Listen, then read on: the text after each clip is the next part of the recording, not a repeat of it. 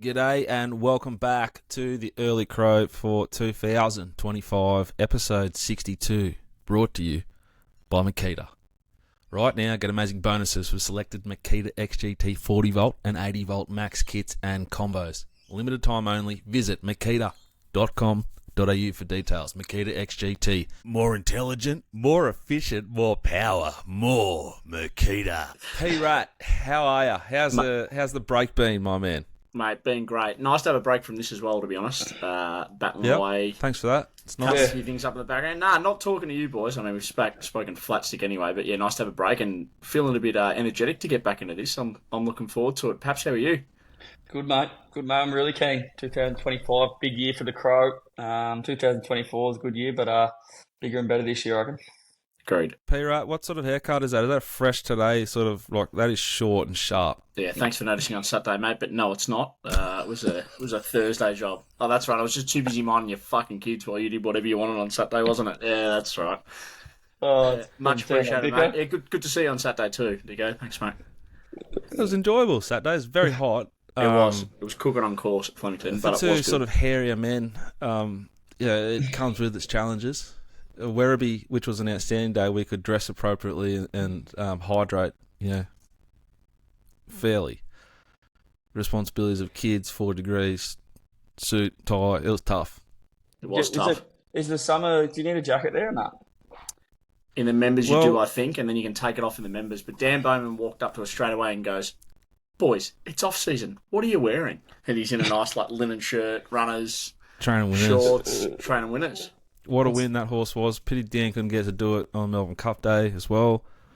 But, yeah, definitely overdressed. We had a runner maybe New Year's Day or Boxing Day or some day, it wouldn't have been Boxing Day at Flemington, and I underdressed and I wasn't allowed in certain places. So that's what rattled me. Really?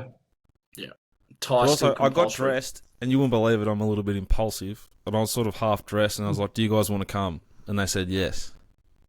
So I was already sort of pot committed to the suit and the tie and everything, Yeah. But yeah, Magic Millions, perhaps it was looking like it was going to be a really big result for you, especially when it rained on the day. You would have been really sort of headless. But old Get-A-Fix can't get himself right. Yeah, he's a bit of an annoying horse, that's for sure. Yeah, I was pretty sick when Tommy Charlton rang me and said, got a temperature, a bit of an infection sort of, I suppose, for a human, you'd say like a cold or something like a bad sickness. And when you're going to start probably around a $5, $6 favourite in a $3 million race, it's pretty crook stuff. But no, that's the game we play, and we're still going to have fun. I think he's going to come back late autumn. Might go up to the Queensland Carnival, and I don't know, maybe we could sneak a black type race or something when it's a bit wetter than the autumn carnival. We'll see what happens, but. Yeah, it was very, very disappointing. And then we actually had another one that qualified for the debut race and then come up shin sore. But bigger and better things for that horse anyway, I reckon. With that track, I doubt they would have run it. But anyway, it was, I think the boys actually, Clarkie and Paddy went up. I was going to go up, obviously, but then when Get-A-Fix wasn't running, I didn't end up going up. But which day they go up? Like the rained off day or the Friday night? Clarkie and his old man and brother went up Friday night for the sales. Paddy went up Saturday morning. And they had a nice table and things like that. But, Clarkie and Paddy have been 3 times, called off twice, so their luck's not going well. That'd be stiff. It's, I know the, obviously the sales and things like that, but, back in the day, you would have, I don't know, having the carnival in the Magic Millions in like winter or something, it's obviously all to do with the horse's birthday and things like that, I'd assume. I'm only guessing there, but it's just pisses down raining January in the Gold Coast, doesn't it?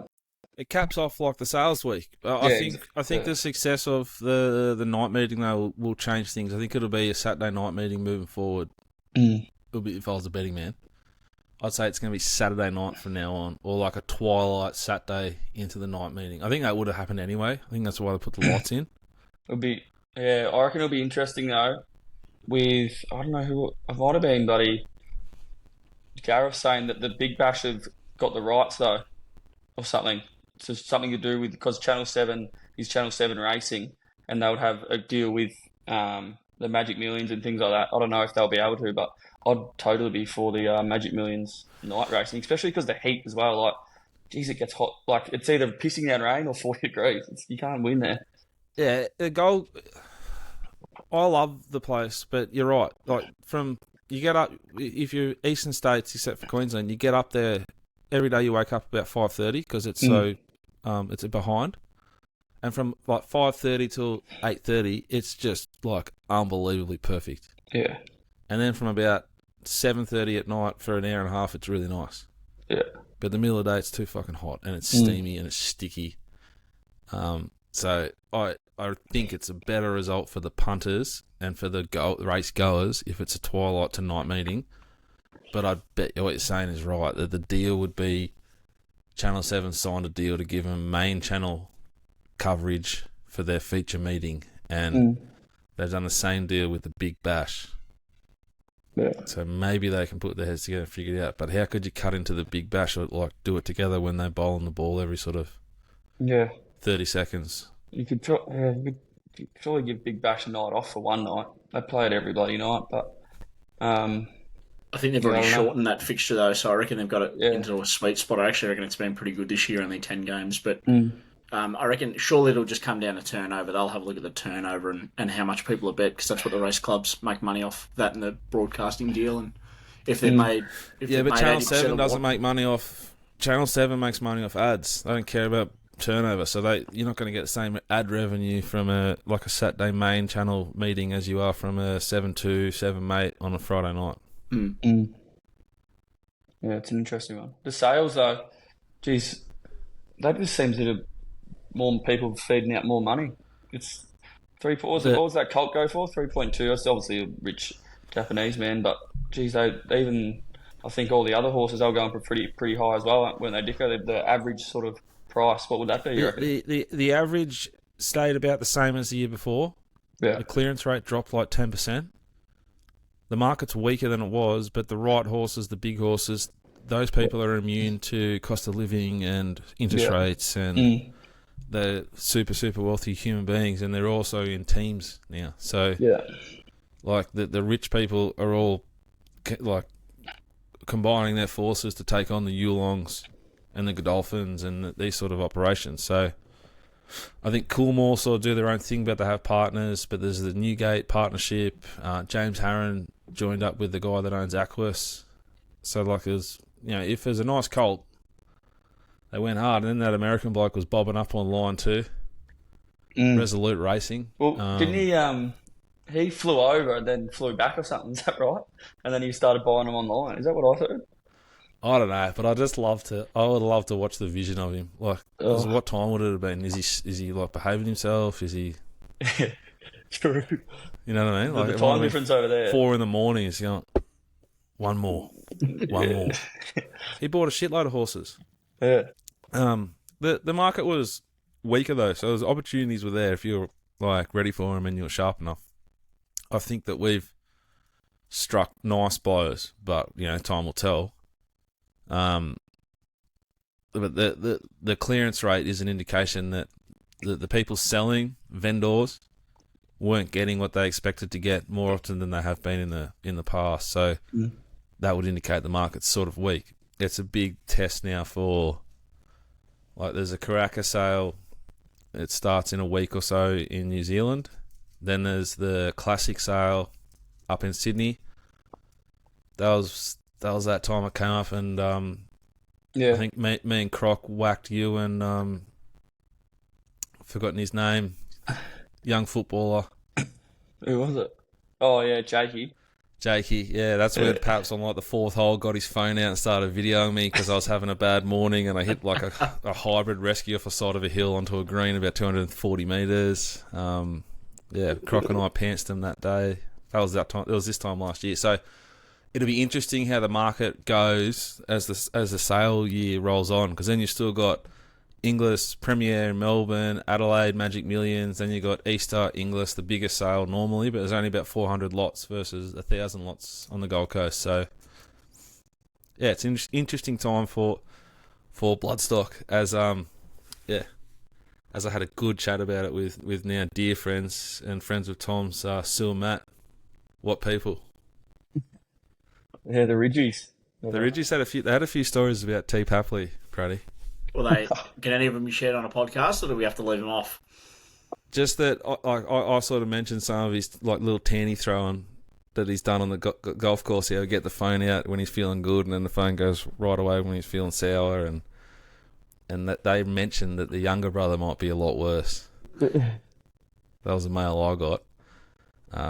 Ran into Flea, Linda, and Bretty, and Linda decided to put a bit of lipstick on my nice blue shirt, which was great to explain to Emma because I was unable to remove that when I got home myself. So might need Linda to sort of provide some evidence at a further date, but at the moment we're okay. What was Linda doing kissing your collar anyway? What's the story? Well, she's not the tallest Yeah. woman, and we're dear friends. We've shared a big day at the races now. We're big day at the pub. She can talk underwater, Linda. She's a beautiful woman with a heart of gold. Flea's just happy. I can't think of a human being I've ever met that smiles more than Flea. Like, he's just always happy. He's always smiling. He loves it, Flea, really. I walked into this pub and it was fucking packed. I've never been in a busier pub in my life. And went to the bar to order a drink. Looked straight ahead. There he was. Other side of the room. Yeah, that's great. No, I love it. They're a good crew, that crew. It's always good fun with them. It's good. They go pretty hard. Yeah, I love it. Love a few beers and a punt, so it's good fun. That was Magic's just about wrapped, I reckon. Dicko, what's the new addition to your backyard that's ruining your grass? Are you concerned about your upcoming water bill or what? We bought... I thought we've done a podcast on this. No. We haven't had one since, like... The greatest value gift you could buy your kids ever, until I haven't got the water bill or the electricity bill yet, but about $300 I reckon it costs all up. Emma, it would be worth 6 or 7. Emma would have found a deal, but it's a blow-up jumping castle that just blows all day, so they can really bounce on it. And then it's got water that goes into it, and it's like a water slide and a pool and another jumping castle. Blows up in like 20 seconds, stays up, no dramas. They've gone ballistic on it. Adults have gone on it. It's withstood it all. Huh. But it does suck in the power, and it does chew through a lot of water. But that's the price you pay to have happy kids, I guess. But the grass is copped it. It's dead. It's dusted. It's $300 up front, but $700 a month, really. Well, for summer. Yeah, true. Yeah, and then the next time you two are here, it'll be like stuff somewhere in my shed somewhere. Yeah. No, we'll get it out. 100%. 100%. Put it out on the street, start charging people $10 entry. Yeah. Put it next door. Yeah. Oh, it's good. What else is going on? What did you get up to over the Chrissy New Year's, Pratty? Mate, what do we do? Mum and Dad's joint the Sunday before Christmas, and then Michelle's parents' place on Christmas Day. First one with the little one, so everybody was pretty excited, which was good, and was able to get out of there within a reasonable hour because I had a good excuse getting him home to bed, which was probably the best part. And then went to day 2 of the test, which, their cricket was grouse this year. And then fucking crook for the rest of the time, mate. You got COVID, didn't you? Yeah, pretty crook, and then Michelle got crook, and then he got crook, and so I basically just had a deck pool going the whole time. Bought one of those shells from Bunnings and filled it up with water and sat in on the deck and just sweated it out in a little pool. Told Michelle it was for the kid, but it definitely wasn't. It was more for me. So I just sat in my little clam and had a Pepsi Max and watched the cricket. It was great. Really, it ended up being perfect. I watched way more Test cricket than I thought I was going to because I was crook the whole time. But other than that, mate, good to get. Always great to go to the Test, especially when there's a bit in it. Probably should have gone Boxing Day, but what did I do Boxing Day? I went to the pub right near the Valley. It was 38 degrees Boxing Day. It was cooking, yeah. But other than that, mate, it was good. Nice to have a break from work and get into it. Watch a few ponies and watch the cricket. It was great. What did you get up to? I was busy, very busy. We finished up around, what was it, the 20th or something? On the Wednesday, and I quickly shot down to Melbourne, drove the the car down to Melbourne. Then I had a quick catch up with the mates from back home, a few from here, and a few from back home, like Clarkey and a couple of other boys from back home. My brother, Ridgie, actually Junior Ridgie, Sue and Matt's son. And we were at the Ascot Vale hotel up in the private room up there, which is pretty good day. You can fit about 10 or 12 up there. The race is just straight in front of you. Just you blokes in the room, and Monkey just bringing us alcohol all day. It was pretty nice. Responsibly, of course. Geez, we went through a bit, but it was good. And and then that was that. And then Mum's originally from Adelaide, so every second year we go over there. So we have sort of a ritual on Christmas Eve where we go to this, what's it called, the Broadway or something. And we all went there, and we were hungover on Christmas Eve, but it was good. Old man goes there. All the uncles and aunties, they sort of head off a little bit, and then all the young cousins stay a bit longer. But then Christmas Day, my aunties and uncles did all that stuff, and I was back home to Sorrento, and that was great fun. Ryan Clark's parents own a holiday house down there, so all my mates, Annie and a couple of her friends, and we actually on New Year's Eve, we went down to. He's got a beach box, and have you played that game where you hit the net? Hit the ball in the net and it bounces up, and then it like a little trampoline-looking net. Yeah, and you hit it. I haven't played it. I've seen that. Yeah. Mate, it is one of the best. We're one of the most. Obviously, we're very competitive blokes. So I think it was about 10 or 12 of us, and I reckon we're properly going like as hard as we possibly could for a good 2 hours. It was 2v2.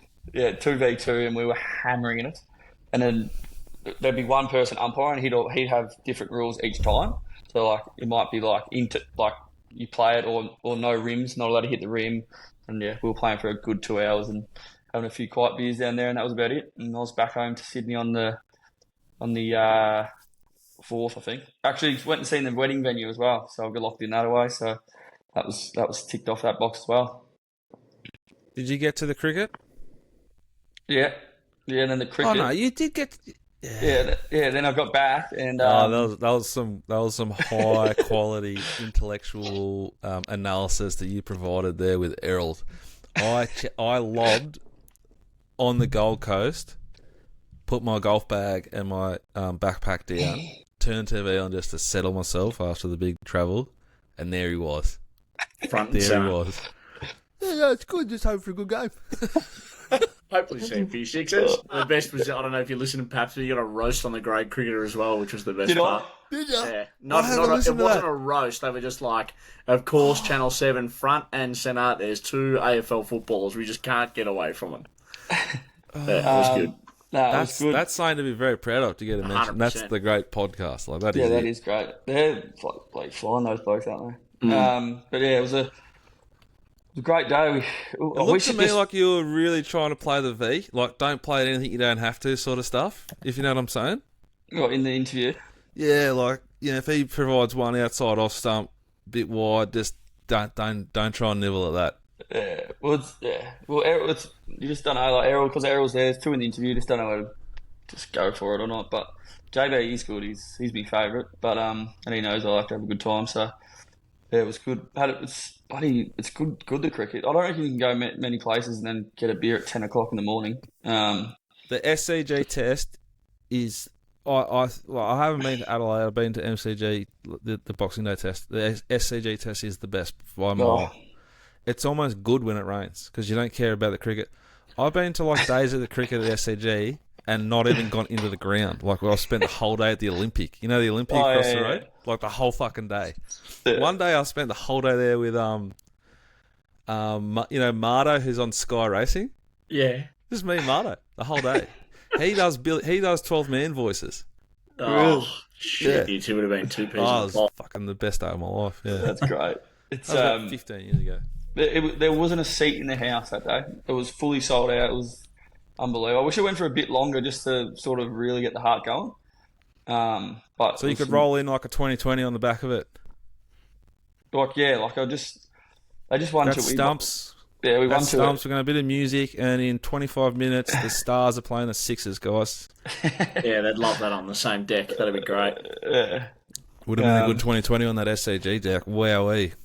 Oh, That would have got a little bit of lead in the pencil for the old slow left arm medium, wouldn't it? Yeah, it was doing that it. was Right. More What important, about Slug? good watching Slug just send him down, nipping around, fucking straight into it. 2 metre, just an absolute fucking unit. Yeah, He clarified too. He clarified on a podcast. It is related. Yeah, it is related to the hog.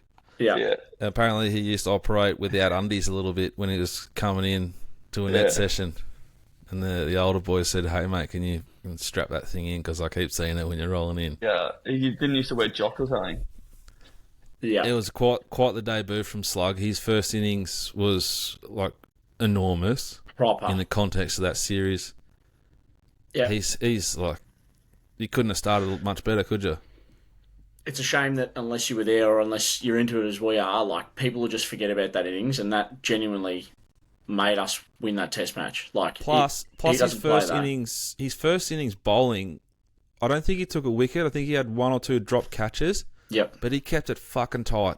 Yep. Like, he didn't let the pressure off. He was enormous, I thought. It was one of the great debuts all time. You often see a little bit of a debutant at the SCG test. I remember Shane Watson was unleashed there. Usman debuted at SCG. I think that bloke's going to play test cricket for 5 or 10 years. I don't know what they do with the lineup when Cam Green returns. But don't the commentators like Mark Waugh... I haven't listened to it. I've got I'm banked up to listen to tomorrow, actually, the great cricketer. But the big hands and big arm chat, it's just fucking enormous. Yeah, they love it, don't they? Why is that, Pratty? You're the cricketer amongst us. Why do old cricketers love big fucking hands and big arms in the gully? Mate, it's the safety of it. It's just like, if you know a ball's going there, that he's a much better chance of catching it than anyone else just because his mitts are so big. Yeah. Like, it's just the complete and utter safety of it. And it's probably because all the blokes that are talking have got the fucking biggest mitts of all time, and that's why they love bringing it up as well. But I don't think Junior Ward have big mitts. Nah, Junior may not, but... Saw him up at the Magics. Oh, yeah? Say good day? Nah. Let him go? He wouldn't have given us they say, never meet your heroes. Yep. Fair. It was none for 29 off 13, Webster, in the first innings at Sydney. Good stuff, isn't it? I think it was a lot tighter for the first spell and a half too. Yep. The series overall, one of the great series all time, regardless of the result, it was phenomenal cricket. You could just watch it and plug in, and without meaning to, it was like the Australian selectors just added spice when required. Like, bringing Constance to the Boxing Day test was just fucking unbelievable. Yeah. Jeez, it was good. Yeah. I've got questions for you, Tom. We kind of spoke about this, I don't think on a show, I think you and I, or maybe the three of us, about in the way that, you reviewed the grand final and every player's different and the younger guys are really different, and you need to cater and understand your individuals to maximise the team's output stuff, right? Constance, if he did that in the backyard, if it was like me and Constance versus you and Pratty, I'd say, fuck it, just play the V, man. I want to, you know what I mean? Yeah. How does it work? Because, he's got, to me, it looked like he just had a license. Do whatever you want, mate. No one could put bat on Boomer. He couldn't put bat on Boomer for 2 overs, and he just said, fuck it, watch this, I'm going to ramp you. Yep. Boomer hadn't been hit for a 6 in 4 years, and he hit him for 3 sixes.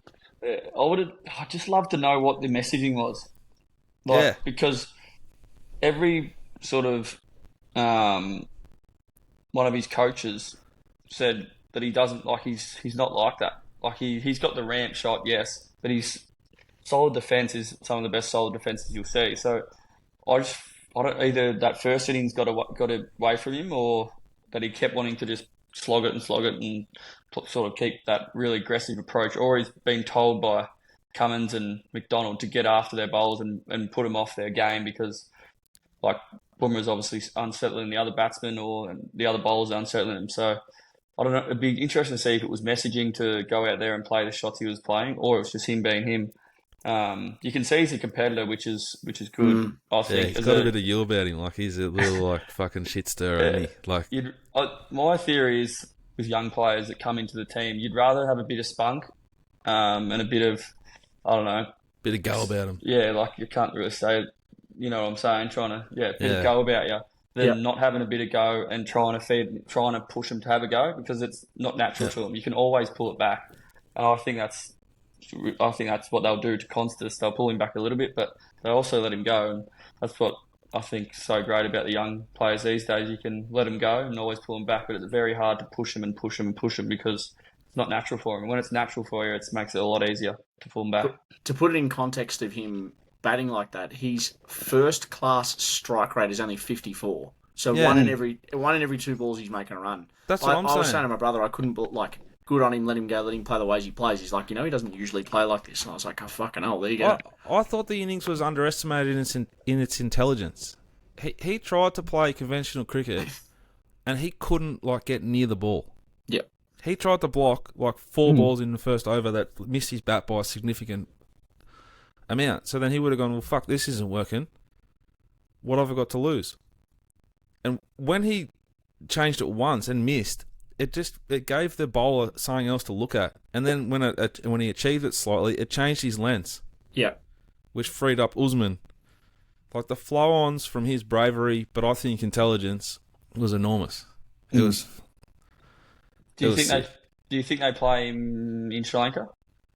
Yeah, but I just hope that he has someone, like I'm sure there is. Like there'll be someone at the footy club who, if 10 years ago you're a little psychopath, they can go, there's a lot of go about this kid, so let's just pull him back and say, hey Tom, this is just round 4 and 5 and 6. Don't try and kill someone. Don't go and abuse this guy. Just play a nice game of footy. Like, just try and go over Sri Lanka and build innings. He can go to Sri Lanka and make 100 or 2 at a strike rate of 60, and then he's just comes back to Australia and we're like, fucking hell, this guy's the package. Yeah. You know what I mean? Like, don't identify yourself with this brand of I'm just a reckless psychopath that just attacks. Yeah. I also genuinely think Boomer is the greatest bowler I've ever seen in my life. Yeah. It was fucking unplayable. And he hoops them whatever way he wants. His consistency is outrageous. Yeah. It's not like Glenn McGrath, but it's Glenn McGrath-like. Like, he's better than Glenn McGrath because he so nips relentless. He nips them back and away. He swings it. Glenn would just nibble away, then want to hit the seam and cut in a bit. You know what I mean by that? Yeah, but what I'm saying to you is that Glenn McGrath literally could land him on a napkin, and Bourne was honestly not far off. And he gets the ball to do things off the seam. It's impressive watching him bowl. Yeah, impressive. It was impressive watching the young kid from India bat to the opener. Joshua. Oh yeah, Joshua. See, he had a bit of the same thing about him. When Stark was on fire, he couldn't even see it. Yep. But he just played inside the line and survived, and then he got on top. Yep. He's going to be that next Indian guy that's just he averages 45 or 65, and he made 8,000 runs and he's 31.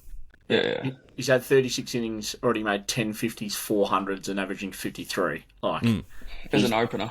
And let's roll over what I think is that Travis Head outstanding, and Tom will get to him, which he always will. Here we go. It's smudge chat time. But it's ready? smudge time. Here we go. Very fucking honestly, predictable. I fucking told you at the start of summer. Without Stephen Smith, Australia don't win that Test series. He is safety. He is runs. He is the greatest batsman I've ever seen in Australia. I don't remember a better batsman consistently. I've seen guys go on runs. Ricky Ponting was really good, but he's better than Ricky Ponting for me. Jacques Kallis was great sometimes, but he made cheap runs. Stephen Smith, to make big hundreds in that series, which was brutally hard, on the back of all the shit he's already done, GOAT. I think it's so hard comparing blokes from era to era because making 500 innings was just the norm back then. For Smudge to do it in these conditions, it was not easy to bat basically anywhere. And he made out, and once he worked it out, and as the great cricketer said, got his hands and his eyes weren't painted on with acrylics. He switched back on. But isn't it just the best? Doesn't it just make you feel safe and Australian?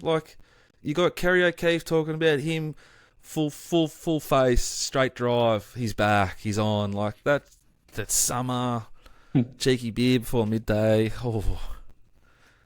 What do you two think of him now? An absolute freak. He started as a leg spinner who batted at 8 or 9. That's still the part that I find astonishing. Like, it's not like he's been in there and then he was re-picked because he was a really good bowler and then he's worked on his batting like Cummins has worked on his batting to a certain extent to be able to average 25 and be gritty when he needs to be gritty or whatever. But, like, I just can't believe he came on the scene as a leg spinner and he's obviously that competitive and just think that nuffed out about cricket that he's worked on it and become literally one of the best batsmen for the longest period of time, and he missed 2 years. But he makes tough runs. He makes tough runs. Like the runs in the Ashes when that Jofra was trying to kill him. Yeah. Like he makes fucking hard, tough runs and wins series for the country. And everywhere. Yeah. Like Joe Root is very good. We were talking about this the other day, but he's never made 100 in Australia. Averages 30. Yeah. I think fuck off. You're not in the same conversation. No. Yeah. It's just not even... It's so simple to me. I think he's just so... And he looks like he's got little hands to me. But fuck, they're safe. Very safe.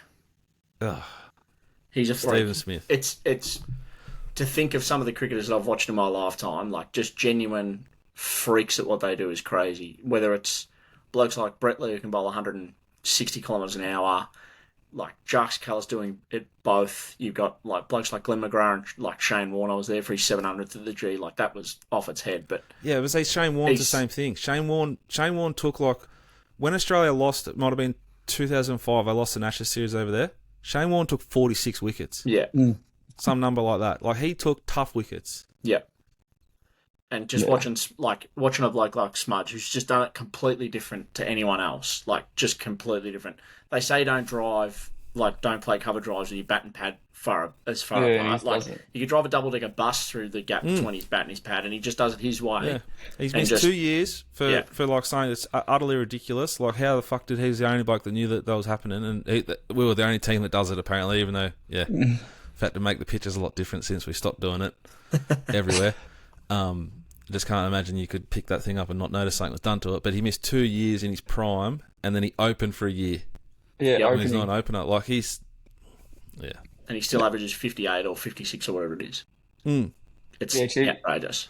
I was so flat when he went out on 9. Yeah, a bit of Don shit about that. Oh man, I was like, we're gonna like watch, like see some history here. Like, there's only 3 Aussies that have done it. Is it 3? 4. Yeah, I reckon he's the best since the great man, and he grew up about 20 minutes from him. I videoed it, like, because I was like, geez, I don't know if I should video this. I said it to Croc, sitting there like, geez, I don't know if I should video this or not. He might get out. And I think I text my mate, Monkey, he loves cricket. I said, I'm about to watch Smitty get his 10,000 run. Oh my God, here we go. The next ball. You crowed him. Yeah, 100%. No. I've got a podcast called The Early Crow, and you early crowed Smudge. No. Benny Scarf, wasn't it? Didn't Benny Scarf say we'd make 100 or something? Oh, that bloke. Now, what he started doing was great. When he did like the Boomer most wickets, like in Brisbane or Adelaide, that was patriotic and Australian. Yeah. And then he started to blur those lines, didn't he? He started to bet on the toss, and the toss was no good. The toss is alright. That's just sick stuff. You do you, but you can't be putting any extra pressure on Stephen Smith's shoulders or to carrying the load of the nation already. Now they've got to carry your victim bet. It's just bad. Yeah. He'll be the 4th Australian to get 10,000 runs, assuming that whatever happened the other night in the Big Bash is not going to keep him out of Sri Lanka. He'll get it over there, and the innings is crazy. So he'll only have taken 204 or 205 innings to get there. And to put it in perspective, Warner, opening the batting, fair enough, took 205 innings to get 8,700 runs. Yeah. How long did it take Ponting? I don't know when it took to get there, but he had 287 innings and 13,378 runs. It's just silly. And what he averaged, 50 what? 51.85. So like he'd have significantly the best average of anyone in that club once you get to... Yeah, by like three on his average. Like, and 50, I think it's essentially because he makes bulk runs in England and these places where traditionally Australians struggle. I I'm always cheering for him, as I was pretty obvious before the series started. I'll kick up for him, but fuck me, did he not deliver on the biggest stage? And that series was brutal. It was so good, like you could not look away. Something's going to happen, and then it might be Richard Pant just trying to. Jeez, it was just great when Travis, your man, bowled a piece of shit ball, and he just tried to heave him down, and then he did like that. It probably shouldn't say this on the show, but if you don't pull that out this year early. I'm talking in opening round, and you don't really love Travis. He's I might. Yeah, for my man Trav. Geez, it was good. Geez, Richard Pant, what was he? Just a rush of blood, just great captaincy, really. Multiple times as well, too. It wasn't the first time that he played a real rash shot when they didn't need it. Yeah, geez, it was good to see him get the wicket. That was one of the great arvos. I think it was what was it? Yeah, we were sitting around just at Clarkie's and having a few beers, and then we all went inside and we were roaring home. It was great. Mate, I didn't see it coming, but I sensed there was a chance. We had friends here, and the other dad, Scotty, fucking legend. I was a dart, Scotty. They all went to the beach, and I was like, no, I'm not going. You got them, Scotty. And he goes, yeah, I can do them. And I was like, I think something's happening. It's just me by myself. In the shed. That whole last session. God, it was glorious. They just fell, didn't they? Oh, yeah. We sort of did it easy in the end. They still didn't get the new ball. Crazy. Yeah. It was good to see Gary contribute. It was a very quiet series. Yeah, for Gaz, wasn't it? From Gaz, but he still got the job done when it counted. He would be any other takeaways from the cricket? It's going to be fucked to see how they fit Green and Webster in the side. You cannot drop Webster with what he did. Yeah, but doesn't Green average a shitload anyway? No, I'm saying this is what I'm saying. I think somebody else might have to go. I reckon they'll rejig the batting order. If I was doing it, I think they'd rejig the batting order and play them both. We'll do it now. What is it? Usman's probably got to go. Maybe it's he does play very well in Sri Lanka, so that I don't think Green's going to be ready for Sri Lanka either, so they won't have to worry about it then. But maybe Usman's got to make way, and Head or somebody else has got to go up and open, and I think they have to play both.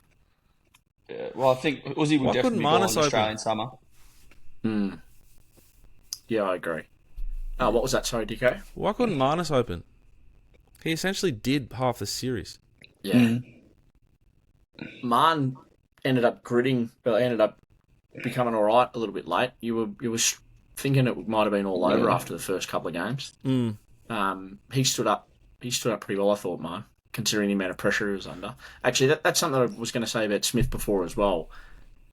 How's the fact he's done what he's done with the bat as well when he was touted to be the next Shane Warne? That's why he started playing Australian Test cricket. So if you're talking about pressure, you've been touted that you might be the second greatest leg spinner in Australian history, because let's be real, he's not going to be the next Warney, and then has come out and reinvented himself with the bat. Anyway, I still find that astonishing. But yeah, they have to play both of them.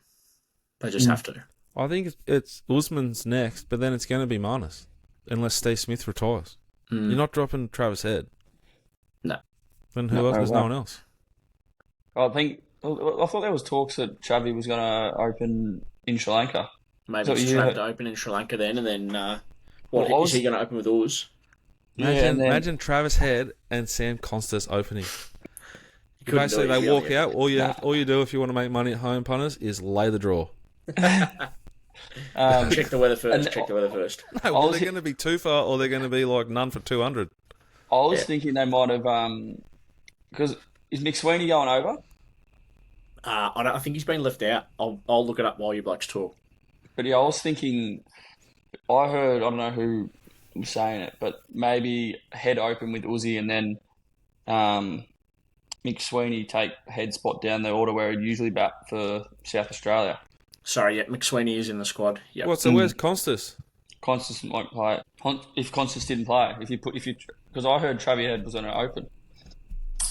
But where are they putting the great man? I don't know. I wouldn't say he's a lock. Constas. Samuel, I'd have him as like a 10-year moral. Yeah, plus, he's from New South Wales. Like, he just run. That's where the runs come from. Fuck, we love burning openers, though, don't we? Like blokes like Renshaw and shit. They play 5 tests and then never seen again.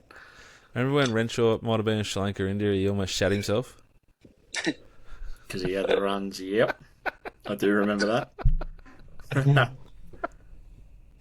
Love the obscure things that you remember. It would be interesting. The Sri Lanka time difference is perfect as well. Starts at 3 o'clock. Yeah. Yeah. And it's in a week, isn't it? Doesn't it start... Is it... Yeah, Channel 7 got the rights. Yeah. It's like the 28th, I think. So Yeah, it's like the golf when it's in Dubai like last week. Yeah. It starts like 4 or 5 o'clock. Yeah. Oh, you just turn TV on, you got fucking Rory and Victor. That's gold. All right. Yeah. Right, Australian Open's on. King Kyrgios, he looked like he missed a few pre-seasons, but still provided a bit of value. Probably more so than ever, P-Rat, on social medias just yesterday when he really, like, he was sort of serving at about 80%, but he was tweeting at 100% when he whacked Tony Jones right between the eyes, old tweeting chompers. and videoing him from a distance. It's like, mate, I can't see who that is, but I'm loving the commentary in the background. It's great. What do we think about old chompers? He's just such an awkward person, I think. It's just like, he thought it was funny, but it just wasn't funny. It was just like, mate, that's just so awkward and, Chompers, come on, mate. I think Novak's overreacted, but it was a bad, it wasn't a good joke at the same time. Like, it's just like, he's almost like your uncle. Yeah, I think it's bad all round. Like, just shut up, Tony. Yeah, it's just, not funny, it's just mate. like, it sort of like gave you the cringe, like, mate, that's just so awkward. What are you doing? Yeah. But yeah, good old Chompers. He's always doing random stuff. Remember Beck Judd thing? He would never top that. Well, what Tony's done though is make the first, whenever it is, the first AFL Sunday footy show like must-watch viewing. I consume it all on Twitter, but like Nathan Brown, that will fucking whack him, and it'll be glorious, and I can't wait for it. What caught my eye, it'll be. Oh mate, it will be so gold. Yeah. There's probably no show without Tony Jones because they just absolutely rip him that Sunday footy show. If I'm Nathan Brown, I'm just going to sort of go between like what was worse and just roll the Rebecca Judd stuff and then roll it and then roll the, because like 2 years ago he was like horrific with Naomi Osaka. Yeah. Like, he's just horrific. He's awkward as fuck, and I can't wait for the Sunday footy show. The Demon is 6 love up as we record this, on his way to a quarter final, hopefully. Any other takeaways from the tennis? We're cheering for the Demon. Yeah. The Brazilian. Do you see the Brazilian? Female or male? The male 18-year-old Brazilian. Who'd he beat in that first round? 18-year-old kid. Unbelievable. Tsitsipas? Yeah, was it Tsitsipas? And the whole country was on him. Like, there was just, he's going to be a star. The whole country, like, he was getting videos from Neymar and all this stuff. Like, they were on Instagram, and he's just, like, just completely made it over in Brazil. And he was just this 18-year-old kid, like, just qualified. And just, I think it might have been his first Grand Slam, and he's beat Tsitsipas, and then the whole country's just got behind him. And then the crowds were just all Brazilians, and he lost in a 5th setter in the second round. But I think that's just a good story that a young Brazilian gets. When you get videos and stuff on Instagram from Neymar, that's pretty sick. And all the other gun. You're away. Yeah, 100% away. I love the chicks tennis the most, to be honest. I find the men's tennis just goes for too long. Makes me too tired the next day. Whereas the chicks tennis is 3 sets, best of 3, shorter points, more angles. I can resonate with it a little bit more because that's about all we've got at us. I couldn't last. You couldn't last what they do, these men. I don't know how they do it or why they want to do it. To be honest, they must make a shit ton of money.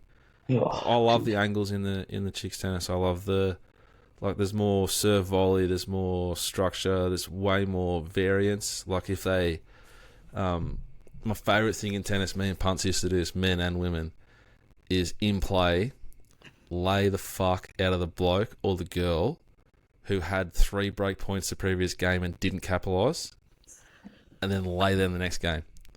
Now, you think you're laughing, you two are laughing, listen at home. For the rest of the Australian Open, you watch closely.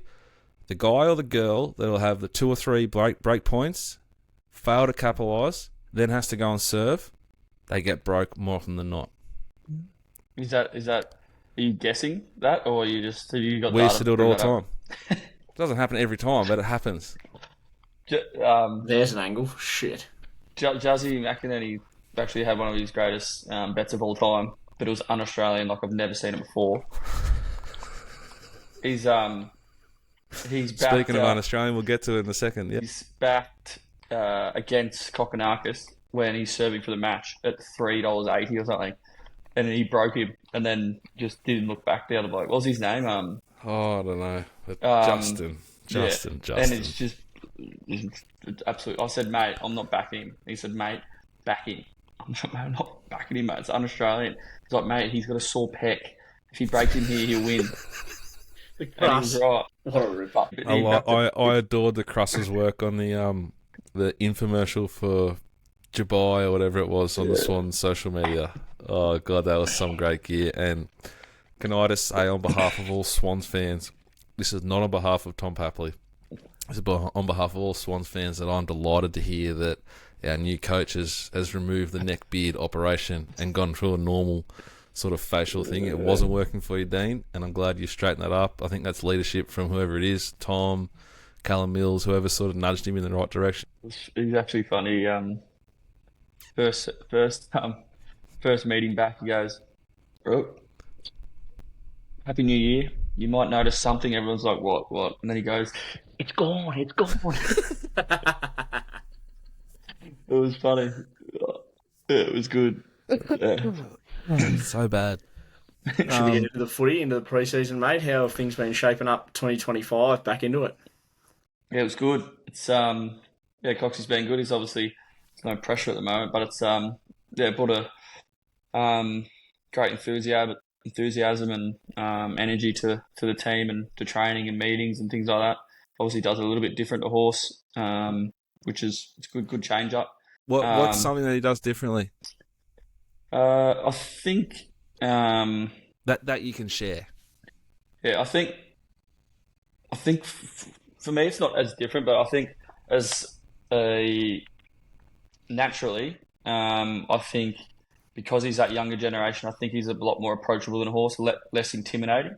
I think the younger players will get more out of that because he's less intimidating. And that's nothing against Horse. I think Horse is obviously one of the best coaches ever to coach. But naturally, that's probably always going to happen when an older guy coaches compared to a younger guy. You have that sort of generation's a bit younger, so has played in sort of late 2010s.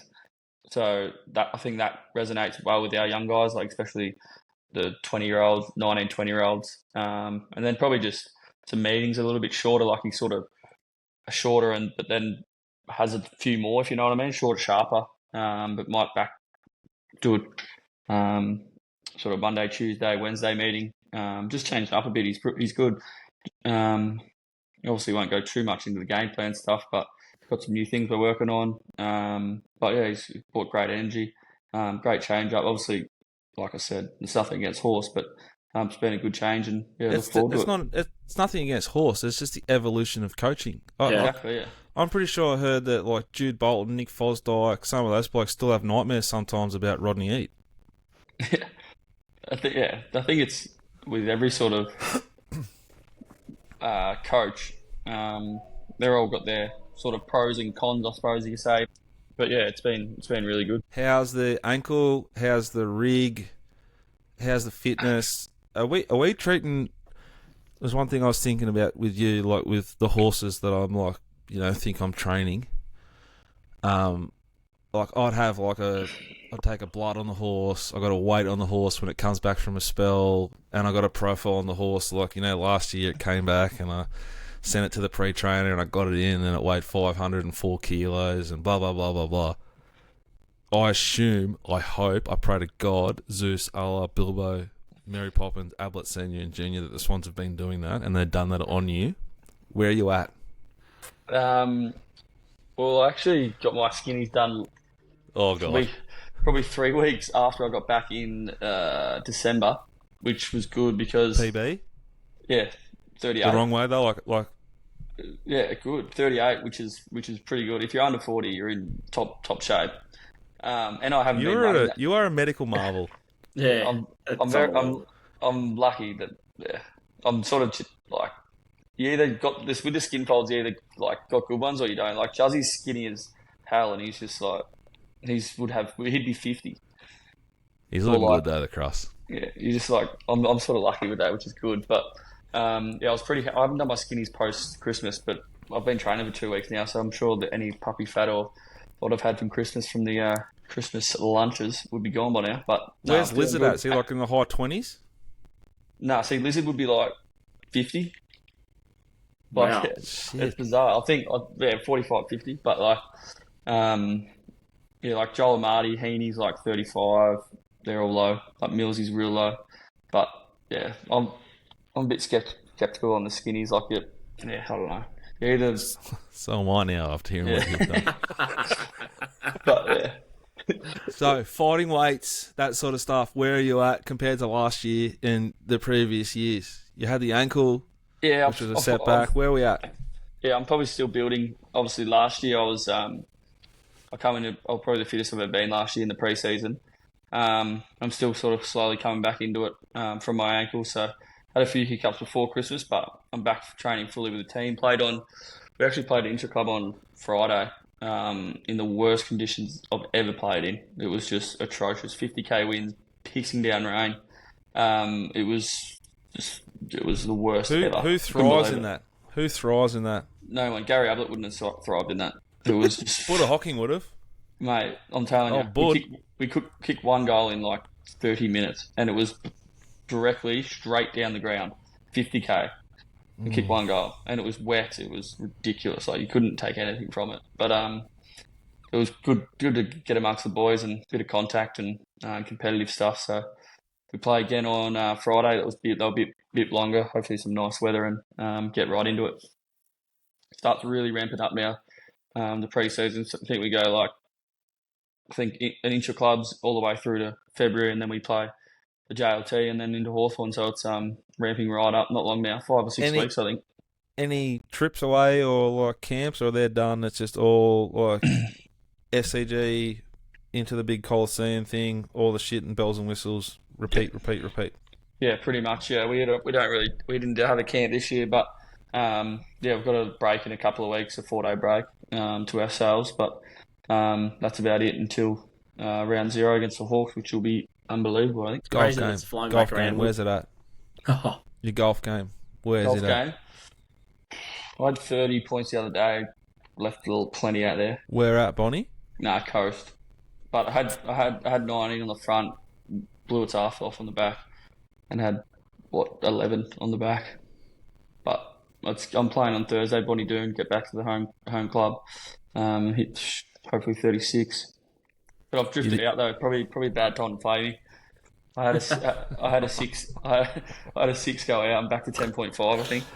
Mate, I love you. I adore you. You're a dear friend. But show me a little bit of respect. Right? You've never beat me off the stick or at Stalford. All right? And I'm telling you now, I'm in great form. That's AFL as Tom and the Sydney Swans build into season 2025 redemption. Are we still operating in the maroon red, or have we gone back to... We're going back to we're in the jumpers now. Serious stuff. Serious stuff. It's that time. Just a quick welfare check on some of our favourites. The Crust flying. Jeez. Like, he looks like he's flying on the socials, but like on the track, you're happy with him as a senior player? Yeah, he's going well. You're going to keep an eye on the socials tomorrow. Photo day tomorrow. There was going to be a bombshell in the Sydney Swans social media, and you are going to love it. Someone's done something drastic. I love this. Won't name names, but it's going to be very, very good. Callum Mills, healthy, and has he got fit, or has he gotten too big? Because I was worried early in the pre-season he was looking like he's trying to be a bodybuilder wrestler. Yeah. Where's he at? Yeah, he's looking big. He was looking big, but he's fit, fine, hasn't missed a session. He's looking good. Big Brody, travelling well, getting the K's in. Yeah, Grun's getting the K's in, looking good. He's putting it down throats the other day, but he's going well. Sickest man in the Discord, Chatty Warner. How's he travelling, our man? Yeah, he's going good. He actually he's done this dirty little goatee early on. He's got rid of that this Apparently week. they're big in Fremantle. What was he given a lot of grief about the purchase of the house? Because it's on like they're just trying to clickbait the shit out of it down here. Yeah. I might have mentioned something at the pub the other day. I think he sort of let it through the keeper, sort of ignored it a bit. Oh well, if he's going to Perth because he bought a house in Perth, well, Tom, are you going to move to the Saints this year or next year? You own a house in Melbourne, don't you? Yeah, I do. Yeah. Be better, Tom Morris. Get that story out there too. Anything else for the Swans pre-season, Pratty? You got any questions? No, not from me. Nice, That's boys. all I can think of. All right. Horses, eyes on ponies. We finish a monster return to the early crow for 2025. And we've still got viewer questions, Dicko. We'll slide them in at the end. Look, eyes on ponies is pretty brief and pretty simple. There's not a lot to learn from the weekend other than get in. Just do not miss captain's run. It's going to be a focus for us for the next sort of. I had a moral that won, and you had a stripper. That's all we learned.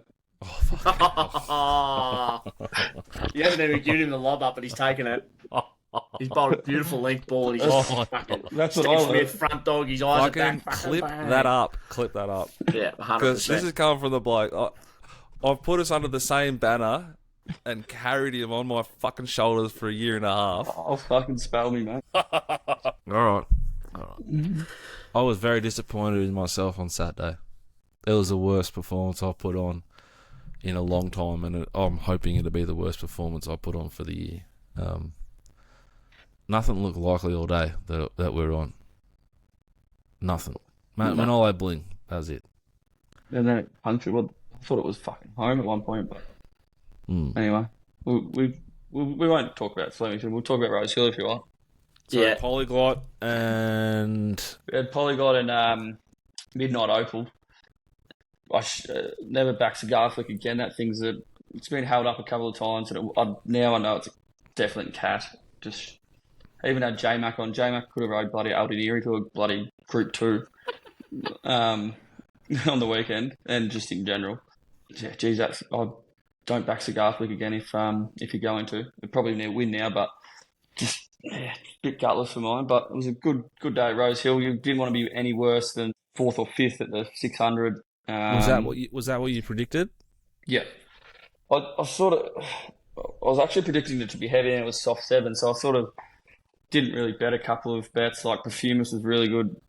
Bourne Baker, he's flying. He is airborne. Yeah, like there's another one that might get Aldineri out of something. Might get I heard him on the radio this morning. He's fucking so funny. Yeah, he'd be great to have a beer with. He watched the Magic Millions. He won the Magic Millions, right? In the car. And they said, oh, did you tip him? You must have tipped the cab driver. And he said, I did. It was $137. And I said, round her up to 140. And he said, my old man, his old man's a famous trainer, Murray Baker. Yeah.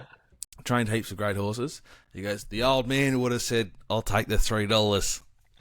But it's all right because I'm going to inherit it all. That's what he's hysterical, man. Like, yeah, he's good fun, isn't he? He's got, looks like great fun. He's always cheering him home nicely as well. If I moved to Sydney, I'd just try and build my business next to him, like just with him. Yeah, he'd be great fun, wouldn't he? He just looks like so much fucking fun. Yeah. He's what he said it's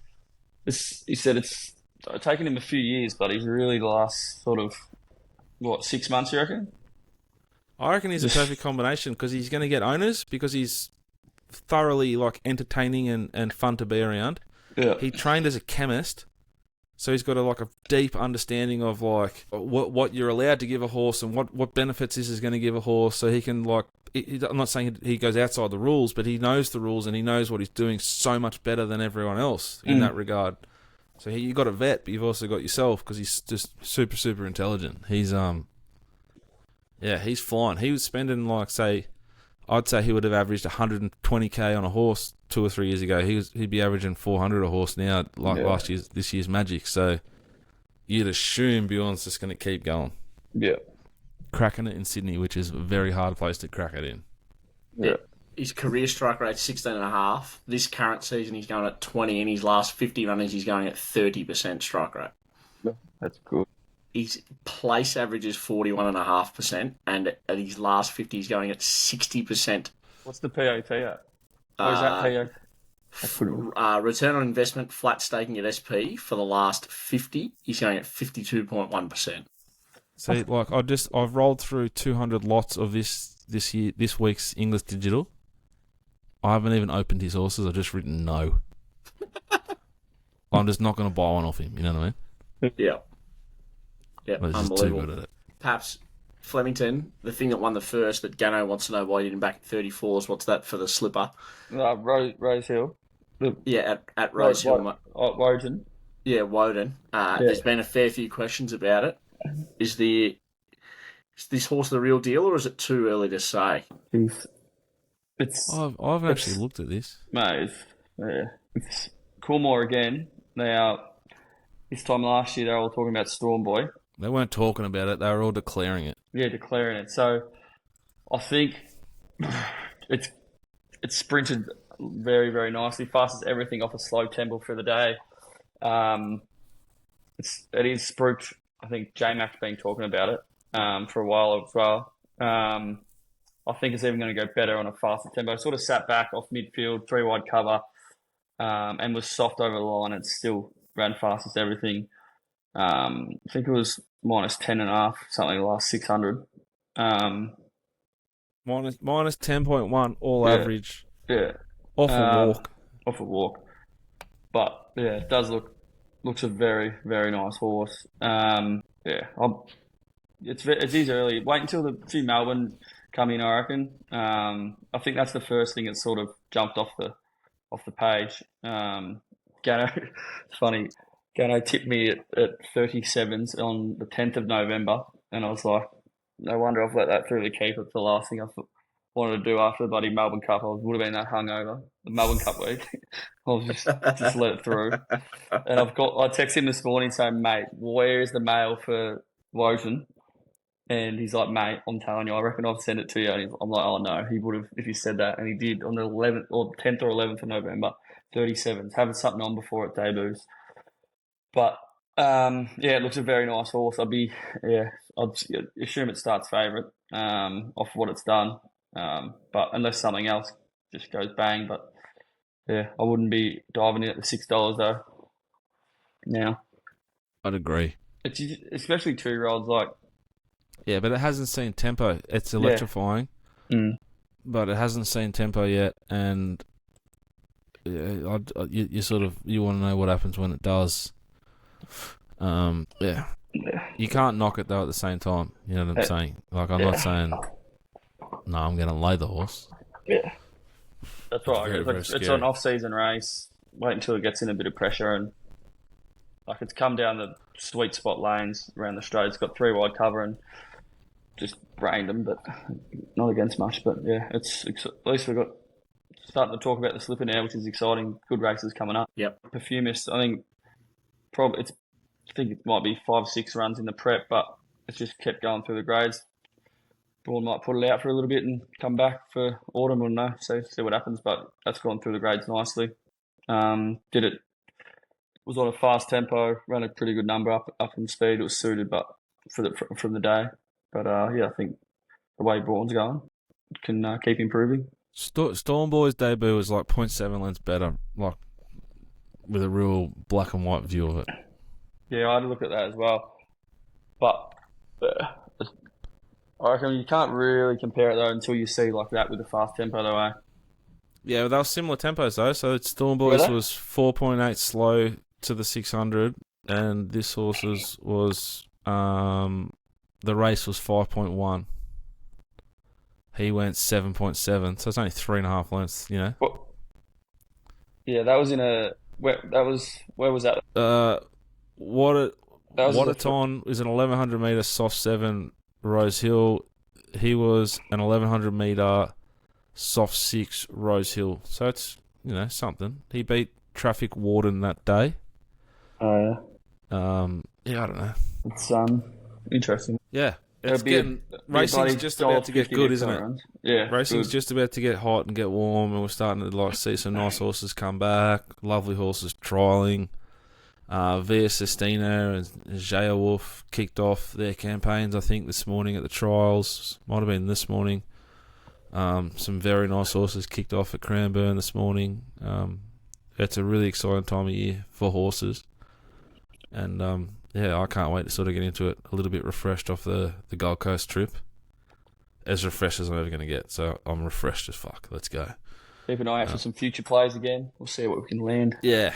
We've got to work on that. I felt like we put the ball in the right spot a number of times in the spring and got jammed. I'll be looking to sort of build a swimming pool. That's what I want to do. Save on power, save on that water bill by just building one in. No, I was saying to Ems, I bet you I want to build a pool this year. When I do, I bet you they want to use the other thing. Hey, at least you'll be able to use it. At least I'll be able to. That's exactly right. That's what we said. Should we get into questions to round out the night? Yep. Love it. There's already been a fair few answered. Zav, the man most infamous for saying if Duke DeSessa wins the Caulfield Cup, he'll walk from wherever he was to the races, and we found out he lives in Warrnambool, so we're still waiting for that bet to be paid off. Mm-hmm. How much of your chest hair did you have out after tonking polyglots on Saturday, Paps? Has it grown back? Oh, how is it looking at the moment? It's getting there. Yeah, it's getting there. I can't go that way because it'll be too embarrassing. Mate, have you got if they want to get involved, Manscaped, have you got their shavers? Mate, unbelievable. Do we look like we shave a fair bit? No, well, like you might shave your nuts and your pubes. They're good. I've got 3 kids. I'm not shaving. Well, like, I haven't shaved my nuts in school. He's 2005. Got in, go on, tell your story, walk it. I fucking knew that was coming too. It was going to be somewhere back in the day. I didn't think you were going to go back to the last year of high school. Anyway. Chest out, what was the go after polyglots saluted? Well, I mean, where were you? What were you doing on Saturday? I was at the dog, Duke of, what's it called? Duke of Gloucester. In Ramsey there.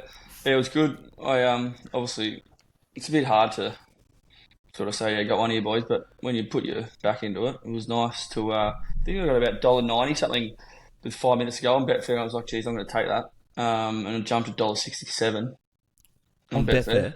On Betfair, $1.67, and I think I took $2.20 the day before, and it's scratching to $1.75. So like, it's got lower than that. Holy fuck, Tom. Yeah, it was steamy. That is such a good bet. It was absolutely hammered. 5 minutes before the race. Yeah, $1.90. Yeah, it was good to get one away. I sort of, I've had a bit of a light sort of myself doing my form. I haven't done much recently, but it was nice to sort of kick 2025 off in a profit. Love it. And then off the back of that conversation about gambling responsibly, got a question here. How important is staking? You had a 5-unit moral, and does it ever become 10 or 20 units? Staking's key, but you can pivot around to what's required, provided it's within the realms of your previous sort of behaviour. Tom adored that bet and $1.90 and $1.67 late is fucking unbelievable. Yeah, that is a big go. Did it ever look like losing? No. Nah. You rang me just afterwards, and my phone already went off because Paps at 100 said, "Look, how good's this thing at home? 5 units, boys, UBT." Was that when I was driving in? Yeah. It was good. It was. Yep. And then we got a question here as well on the horse racing theme. Dicko, this for you: is it always better to only back for the win, or back each way? No. What is key if you do it properly and consistently? The most important thing is your mental health and your ability to ride out the lows, because the highs are really easy to enjoy. I think it's crucial that you have a really consistent approach to everything that you're doing, so you can go back and adjust things if you can measure what worked and what didn't.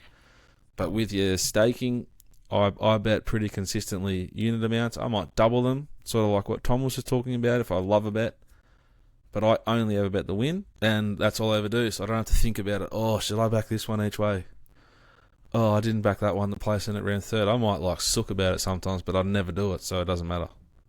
I would just go one way or the other, stick to it, and identify with that and just roll with it, roll with the punches. If you bet one way or the other, I reckon for a year, you'll end up about the same.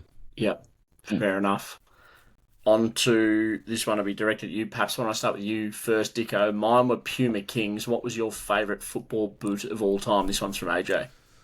Nick Davis, like Pumas, the snakeskins.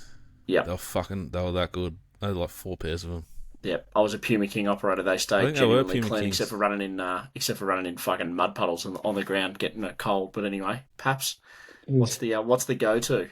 The ones I actually remember the most was really random. Remember Nomus? Yeah. Mate, I rolled Nomus, and I reckon I was under 13s. I was loving them. They had the tongue on them. But I also ran those old school like Nike, like and they had was it Nike 90s on it? I think they were old school Tempos. Yeah, Tempos. Yep. Yeah. With the laces just on the front. Yeah. I used to roll them as well. They were pretty good. Yeah. Love that. I used to love the Nikes because I grew up in Sydney. The Nikes with the laces on the side, like the first ones, and I just liked them because Joey Johns wore them. Love it. And I reckon that just about does us because we've basically answered them all. There was a shitload of them. Apologies if we didn't get to them, but I reckon we might end the podcast there. Dicko, what do you reckon? Just one more thing on shoes and shit. We had to buy Darcy school shoes. Yeah. And to the like he went to one place and took him to Rebel. After 6 minutes of me telling him they're the boots that Paps has, I just guessed what they were. I think I got it right. I'm like, hey, can we now get your shoes? Every fucking brand there was in black because they're school shoes, and it was unbelievable. Like, couldn't get it done. So then I had to blindfold him and like trick him with what was on his foot, and he'd go like, oh yeah, that one, not that one. Anyway, ended up with the Pumas after like an hour. So shout out to Puma. He wore them on Saturday, Paps, and it was the first thing he said to me. He goes, "Oh, look at my new shoes. They're school shoes. Look at my new shoes." He genuinely pumped about them. And then I it's like running around. Mate, he was like, "Look at how much grip I've got." And then was running up the tree at the front of Flemington. It was fucking great. And then I called Len's Little Mermaid bag a fish bag, and geez, did I get a serve? Yeah, because it's a mermaid bag, mate. Get it right. Show some respect. Yeah, my apologies. He does the little athletics. He had the 300 metre on the Saturday. And he's like, Dad, I am not going to get beaten these. These are so fast, man. So fast. And I told him, because it was real windy, I said, just take a sit early. And he looked at me like, what are you talking about? And I realised, like, I'm not talking to, like, you guys. I'm talking to my son. So just get behind someone at the start because you're running into a big wind. You know, just take your time at the start. He goes, okay. It starts, lets everyone go. There's like 40 kids. And then he corners in lane 3 wide, no cover, into the headwind, runs third out of nowhere. Really? And I'm saying, like, I took the blame. It's my fault. But there's a lot of potential there. He was a black booker, so I'm trying to say Little Athletics. In the 300. Darcy suited, no Dickens, intent. Seaford Little Athletics, black booker, next start, 300 metres, get on. Have a phenomenal and outstanding week. We'll see you Thursday probably, or Friday. Yeah, it'll be out Friday. For the Captain's Run first episode of 2024. We've got the Australia Stakes at Moonee Valley, sand down the lakeside, God's carpet.